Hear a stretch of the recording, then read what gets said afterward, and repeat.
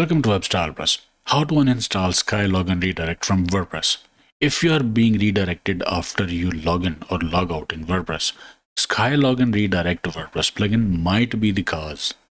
Uninstalling that plugin can resolve this issue.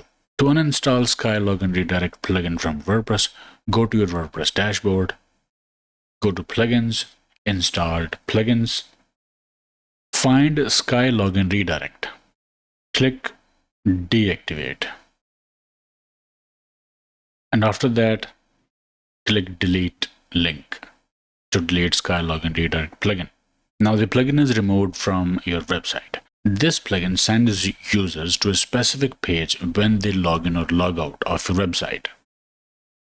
But if it's not needed anymore or causes problems, you can remove it to restore default behavior of your site. After deleting the plugin, check that your login and logout pages are working. If users were being sent to custom pages before, that setup should stop now. So this is how you can uninstall Sky Login Redirect from WordPress. Okay, I hope it helped. Like, share, subscribe, and I will see you in the next one.